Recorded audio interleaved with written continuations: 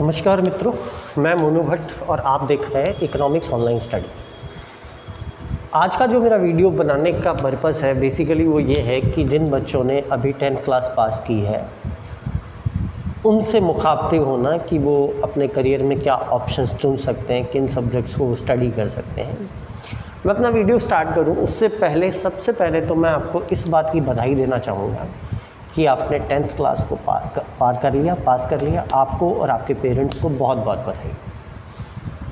अब आप 10th को क्रॉस करके 11th में आ गए और 11th में आने के बाद पहली चीज़ जो होती है वो होती है सब्जेक्ट का चुनाव। जब हम आगे स्टडी करने के लिए जाते हैं तो हम सब्जेक्ट का चुनाव करते हैं, हम स्ट्रीम का चुनाव करते हैं कि हमें कौन सी स्ट्रीम में जाना है। क्या हमें साइंस में जाना है या कॉमर्स में जाना है या आर्ट्स में जाना है या एग्रीकल्चर में जाना है या किसी और स्ट्रीम में जाना है। पॉपुलरली हमारे एजुकेशन सिस्टम में 3 स्ट्रीम्स हैं जो पॉपुलर है। पहली कॉमर्स स्ट्रीम है, दूसरी साइंस स्ट्रीम है और तीसरी आर्ट्स स्ट्रीम है। सबसे ज़्यादा पॉपुलर स्ट्रीम जो मानी जाती है वो साइंस की मानी जाती है, ठीक है। जो आम लोगों का झुकाव होता है वो साइंस की तरफ ज़्यादा होता है कि भाई साइंस लेंगे, डॉक्टरी में जाएंगे या इंजीनियरिंग करेंगे या और कुछ करेंगे। तो देखिए, सब्जेक्ट का जब हम चुनाव करें तो सबसे पहले हमें ये देखना होता है कि किस सब्जेक्ट के अंदर ऑप्शंस क्या है। सबसे पहले मैं साइंस की बात करूं, आर्ट्स की बात करूंगा, कॉमर्स की बात करूंगा। मैं तीनों सब्जेक्ट्स पे बहुत खुल के बात करूंगा आपसे। देखिए, कुछ ऑप्शंस करियर के ऐसे हैं जो हम किसी भी सब्जेक्ट के थ्रू ऑप्ट कर सकते हैं। जैसे अगर हमें टीचिंग में जाना है तो हम कॉमर्स लेकर के भी टीचिंग में जा सकते हैं, हम साइंस लेकर के भी टीचिंग में जा सकते हैं, हम आर्ट्स लेकर के भी टीचिंग में जा सकते हैं। हमें कॉम्पिटिटिव एग्ज़ाम्स, जो जनरल कॉम्पिटिटिव एग्ज़ाम्स होते हैं, उनके लिए किसी स्पेसिफिक सब्जेक्ट की ज़रूरत नहीं होती है कि इजी सब्जेक्ट को लेने वाले फलाने कंपटीशन में जा सकते हैं, ऐसा नहीं है। कुछ कॉमन सब्जेक्ट एरियाज़ हैं जहाँ पे किसी भी सब्जेक्ट का ग्रेजुएट या पोस्ट ग्रेजुएट अप्लाई कर सकता है। सिविल सर्विसेज में भी जब हम जाते हैं तो हम आर्ट्स के थ्रू भी जा सकते हैं। आर्ट्स का बंदा भी सिविल सर्विसेज का एग्ज़ाम दे सकता है, कॉमर्स का बंदा भी सिविल सर्विसेज का एग्ज़ाम दे सकता है और साइंस का बंदा भी सिविल सर्विसेज का एग्ज़ाम दे सकता है। अब हम स्पेसिफिक सब्जेक्ट्स पे बात करें। अगर हम साइंस की बात करते हैं तो बेसिकली साइंस में 2 स्ट्रीम होती हैं, तो आप बायो में जाते हैं, आप मैथ्स में जाते हैं। मैथ्स जो स्ट्रीम है बेसिकली उनका फोकस इंजीनियरिंग की तरफ ज़्यादा होता है, ठीक है। IIT के थ्रू आप इंजीनियरिंग में जाते हैं।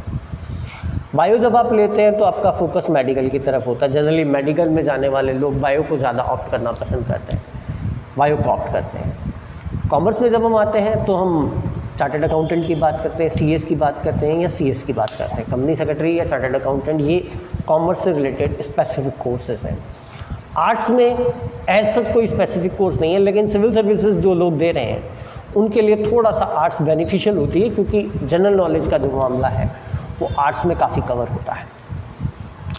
देखिए, हमारे सोसाइटी के अंदर या हमारे समाज में सब्जेक्ट बड़े अजीब अजीब तरीके से पिक किए जाते हैं। सर्टेन लोगों का मैं नहीं कहता, लेकिन जनरली क्या होता है, सब्जेक्ट पिक करने के क्राइटेरियाज हमारे बड़े डिफरेंट हैं। पेरेंट्स कहते हैं फलाने का छोरा साइंस ले रहा है, तू भी साइंस ले ले। बच्चा कहता है मेरा फ्रेंड साइंस ले रहा है तो मैं साइंस लूँगा, या मेरा फ्रेंड कॉमर्स ले रहा है तो मैं कॉमर्स लूँगा, या मेरा पड़ोसी कॉमर्स ले रहा है तो मैं कॉमर्स लूँगा। ये बड़े अजीब सी स्थितियाँ हैं हमारे समाज के अंदर, ये हम पता नहीं किस हिसाब से सब्जेक्ट का चुनाव करते हैं। देखिए, जब आप सब्जेक्ट का चुनाव करने जाएँ, क्योंकि ये आपकी लाइफ का, एजुकेशनल लाइफ का या स्टडी लाइफ का बहुत बड़ा डिसीजन है, ये छोटा डिसीजन नहीं है। आप एक स्ट्रीम पिक कर रहे हैं जिस स्ट्रीम के साथ आगे तक जाने वाले।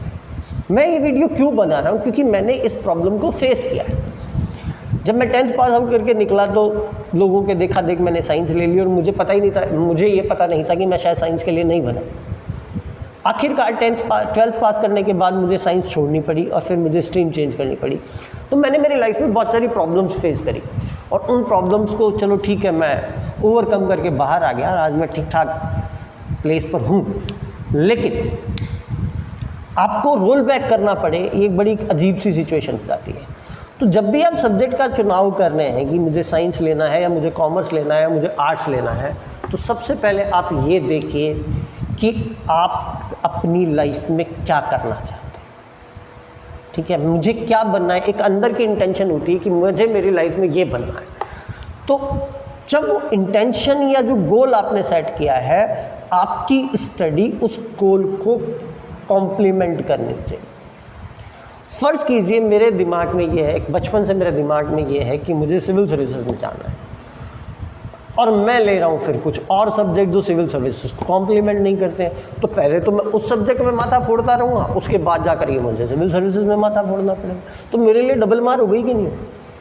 मैं सोच के बैठा हूँ कि मुझे कॉमर्स CA बनना है, लेकिन घर वालों ने साइंस दिला दी। अब 2 साल बाद मैं मन मार के पढ़ता रहूँगा, साइंस में परफॉर्म नहीं करूँगा, अल्टीमेटली मैं किधर का ही नहीं रहा। 2 चीज़ें सबसे इम्पॉर्टेंट है। नंबर 1, आपका करियर गोल क्या है, आप क्या बनना चाहते हैं, और जो आप बनना चाहते हैं क्या आपकी पढ़ाई उस गोल को कॉम्प्लीमेंट कर रही है या नहीं कर रही है। और दूसरी सबसे बड़ी बात है कि आपका इंटरेस्ट किस सब्जेक्ट है। आपका इंटरेस्ट थ्योरेटिकल सब्जेक्ट्स में है और आप प्रैक्टिकल सब्जेक्ट्स की तरफ जा रहे हैं तो आप नुकसान में जाएंगे। आपका इंटरेस्ट प्रैक्टिकल सब्जेक्ट्स की तरफ है और आप थ्योरेटिकल सब्जेक्ट्स की तरफ जा रहे हैं तो आप नुकसान में जाएंगे।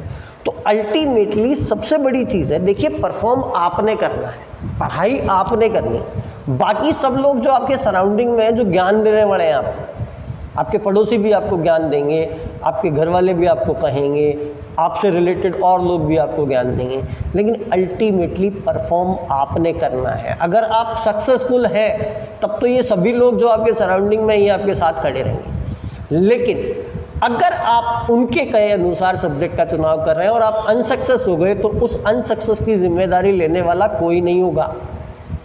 हमेशा एक बात याद रखिए कि सफलता के 100 हकदार होते हैं, लेकिन असफलता अनाथ होती है। आपको लाइफ में सफल होना है तो आप अपनी मर्जी का सब्जेक्ट पिक कीजिए। आपका इंटरेस्ट किस में? मैं एक कॉमर्स का टीचर हूँ, मैं अपने स्टूडेंट को कह रहा हूँ नहीं बेटा तू कॉमर्स ले ले, वो स्टूडेंट कॉमर्स के लिए बना ही नहीं है और मैं उसको कॉमर्स दिला रहा हूँ, तो अल्टीमेटली उसकी लाइफ के साथ मैं खेल रहा हूँ। आप सुनिए सबकी, पेरेंट्स की भी सुनिए, टीचर्स की भी सुनिए, समाज में लोगों की भी सुनिए, लेकिन अल्टीमेटली आत्मचिंतन कीजिए कि मैं किस सब्जेक्ट को पढ़ने के लिए बना हूँ। देखिए कोई सब्जेक्ट बहुत अच्छा नहीं होता और कोई सब्जेक्ट बहुत ख़राब नहीं होता। आप किसी भी सब्जेक्ट को लेकर के अपना करियर बना सकते हैं। आज का युग मार्केटिंग का युग है और इस मार्केटिंग के युग में दुनिया भर के लोग दुनिया भर की चीज़ों की मार्केटिंग करते हैं। साइंस की भी मार्केटिंग होती है, कॉमर्स की भी मार्केटिंग होती है, सब चीज़ों की मार्केटिंग होती है। अल्टीमेटली एकांत में बैठिए, सबकी सुनने के बाद एकांत में बैठिए और उसके बाद ये डिसाइड कीजिए कि मैंने करना क्या है, मैं बनना क्या चाहता हूँ, जो मैं बनना चाहता हूँ उस चीज़ में मेरा इंटरेस्ट है, तो क्या मेरा सब्जेक्ट मेरे गोल को जो मैं बनना चाह रहा हूँ, जो मैं करना चाह रहा हूँ उसको कॉम्प्लीमेंट कर रहा है क्या। अगर वो कॉम्प्लीमेंट कर रहा है तो आप उस सब्जेक्ट के साथ आगे बढ़िए, अदरवाइज़ आप दोबारा विचार कीजिए कि मैं क्या ये सही कर रहा हूँ। और देखिए अभी एक बड़ा अजीब सा ट्रेंड चल रहा है, स्कूल्स में बड़ा अजीब सा ट्रेंड चल रहा है, डेमो लेके देखेंगे। मुझे समझ नहीं आता डेमो होता क्या है। मेरी डेफिनेशन के अकॉर्डिंगली डेमो का मतलब सिर्फ इतना है कि जो टीचर आपको पढ़ा रहा है उसकी स्टाइल के साथ आपको कर पा रहे हैं या नहीं कर पा रहे हैं, लेकिन बेसिकली डेमो को मजाक बना करके छोड़ दिया गया है आज की डेट में। बच्चा डेमो में क्या समझेगा, मुझे ये समझ नहीं आ रहा कि कोई बच्चा अगर मेरी क्लास में आके बैठता है तो 3 दिन में मुझे क्या जज करेगा। डेमो बेसिकली एक मजाक का साधन बन गए हैं। हाँ, डेमो में आप इतना देख सकते हैं कि भाई जो लोग मुझे पढ़ा रहे हैं क्या मैं उनकी भाषा समझ पा रहा हूँ, उनकी स्टाइल के साथ मैच कर पा रहा हूँ। That's a good object of demo. लेकिन डेमो से आप ये डिसाइड मत कीजिए कि मुझे सब्जेक्ट कौन सा लेना है। सब्जेक्ट हमेशा वो लीजिए जो आपके इंटरेस्ट का सब्जेक्ट है, जिसमें आपको लगता है कि मैं परफॉर्म कर सकता हूँ। अगर आप उस सब्जेक्ट को लेकर के आगे जाएंगे तो चूंकि आपने वो सब्जेक्ट लिया है, रिस्पॉन्सिबिलिटी आपकी है, तो आपकी जो वर्किंग करने की या काम करने की क्षमता है वो डबल हो जाएगी। आप ज़्यादा इंटेंसिटी के साथ उस सब्जेक्ट को पढ़ेंगे क्योंकि अब आपको ये लगेगा कि यार रिस्पॉन्सिबिलिटी मेरी है, मैंने ये सब्जेक्ट लिया है, मैंने ये सब्जेक्ट का चुनाव किया है, तो मुझे परफॉर्म करना है।